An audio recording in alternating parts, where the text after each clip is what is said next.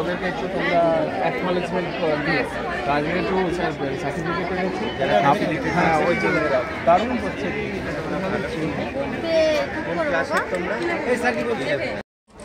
দিদি ম্যাডাম আপনারা যান না, একটু কাজ, তোমরা থাকো সব পাশাপাশি থাকো, তাহলে ভালো আসবে।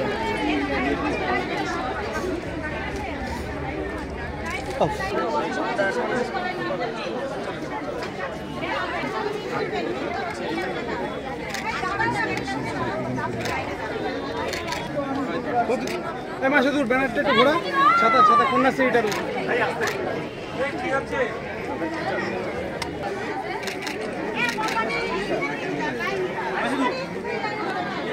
এবার সকলে একসঙ্গে।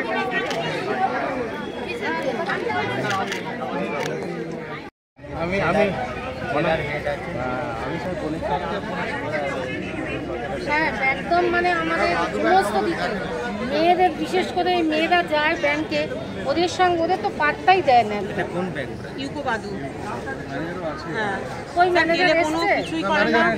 ঠিক আছে। আর আমার ব্লগ অফিস একটা খুলেছি দাদুকে ছেলেটাকে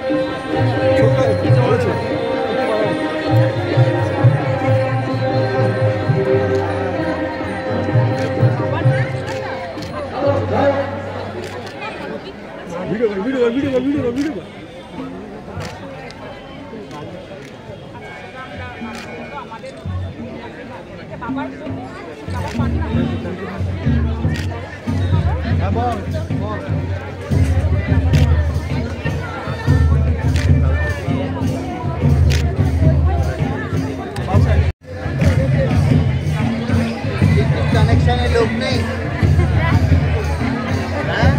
অসুবিধা হচ্ছে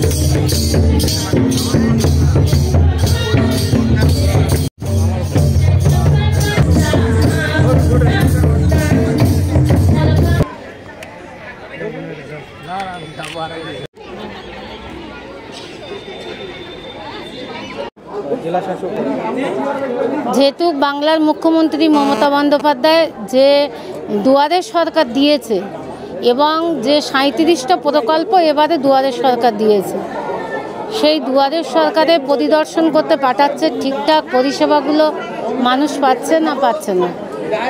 ওই জন্য আজকে তারা এখানে আসছে, প্রত্যেক জায়গায় জায়গায় যাচ্ছে। সেদিন আমাদের চিফ সেক্রেটারি এসেছিলেন আমাদের পিডব্লিউডির ফলতি বেলেঘাটায়, কিন্তু সেই ক্ষেত্রে বলবো যে আমাদের প্রত্যেক জায়গায় বাংলার নেত্রী ওখান থেকে মানে প্রত্যেক স্টাফদের মানে আধিকারিকদের পাঠাচ্ছে যে ঠিকঠাক পৌঁছাচ্ছে কিনা, কিন্তু এখানে এসে তারা খুব সন্তুষ্ট। যে অভিযোগ জানিয়েছেন সেটা খুব যত শিগগিরই পারবে সমাধান। যেহেতু ওটা ব্যাংকের অভিযোগ, বাদু ব্যাংক, ওটা আমি মন্ত্রী সাহেবকেও বলেছি এবং আমার এসডিও ম্যাডামকেও বলেছি, ওনার সঙ্গে যিনি এসেছিলেন ওনাকেও বলেছি এই অভিযোগটা করেছি। কারণ ওখানে মেয়েরা গিয়ে বিশাল বঞ্চিত হয়, ওরা কিন্তু কাজ করে না। সেই হিসাবে আমাদের জানানো হলো, উনি কথা দিয়েছেন যত শীঘ্র হোক আমরা ওটা তাড়াতাড়ি ব্যবস্থা করে দেব। পরপর দুদিন এইখানে আমাদের দুয়ারে সরকারের ক্যাম্প হলো। এটা নবম পর্যায়ে দুয়ারে সরকারের, পশ্চিমবঙ্গ সরকারের প্রোগ্রাম। তো এখানে আমরা দেখতে পাচ্ছি যেটা আপনারা বললেন, গতকালও এখানে যথেষ্ট ভিড় হয়েছে, আজকেও এখানে যথেষ্ট ভিড় হয়েছে।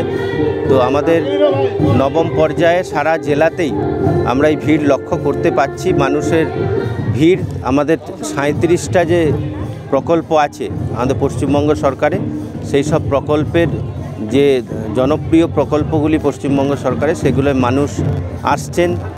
আমরা 28 তারিখ, আগামী 28 তারিখের মধ্যে ফেব্রুয়ারি মাসের এগুলো আমরা প্রসেস করে যারা যা পাওয়ার যোগ্য যারা থাকবেন তারা সেইগুলো আমরা দেব। যেহেতু এগুলো জনমুখী প্রকল্প, জনগণের জন্যই প্রকল্প, তো সেগুলো নেওয়ার জন্য মানুষ আসছেন। গত এক বছরে কিছুদিন পরে এটা হচ্ছে, ফলে মানুষ সেই সুযোগটা নিতে চাইছে। এবং আগেও যেহেতু বিভিন্ন প্রকল্পের, বিভিন্ন দুয়ারে সরকারের প্রকল্পে তারা জানেন যে তারা দরখাস্ত করে সঙ্গে সঙ্গেই সার্ভিসটা পেয়েছেন, সেই জন্যই মানুষ আবার আসছে। কোন কোন প্রকল্পে? আমাদের অনেক রকম প্রকল্প আছে, বিশেষ করে লক্ষ্মীর ভাণ্ডার, বার্ধক্য ভাতা, বা আমাদের যে কৃষক বন্ধু, মানবিক বা বিধবা ভাতা, এবং শ্রম দপ্তরের যে প্রকল্প, এইগুলোতেই বেশি ভিড় হচ্ছে। তো অন্য সব প্রকল্পেই ভিড় হচ্ছে, কিন্তু এইগুলোতে তুলনামূলকভাবে বেশি ভিড় হচ্ছে। অভিযোগ সেরকম নয়, ছোটোখাটো অভিযোগ, যেগুলো অভিযোগ বলবো না, মানুষের অসুবিধা হলে আমরা সেগুলো জানতে পারছি, সঙ্গে সঙ্গে আমরা সেগুলো তাদের হেল্প করছি। আপনাকে কাজের একটা অসুবিধা হচ্ছে না, কোঅর্ডিনেশনের একটু অসুবিধা হচ্ছে। আমরা এখানে এলডিএম সাহেব আছেন, লিড ডিস্ট্রিক্ট ম্যানেজার, তাকে আমরা বলেছি, তিনি কথা বলবেন এবং অসুবিধা কিছু হবে না, সুরাহা হয়ে যাবে। কোঅর্ডিনেশনের একটু অসুবিধা হচ্ছে, সমন্বয়ের অসুবিধা, সেটা মিটে যাবে, অসুবিধা হবে না কিছু। আমার নাম Kajal Kumar Roy, additional district magistrate, treasury, north 24 Pargana. দেখলাম যে মোটামুটিভাবে কয়েকটা ছাড়াই বেশিরভাগ ক্যাম্পে ভিড় আছে, এবং যেহেতু এটা অনেক দিন ধরে হচ্ছে সেহেতু ভিড়ের এখন শেষের, আজকে লাস্ট ডে মনে হয়, খুব স্বাভাবিকভাবে ভিড় এখন কম আছে।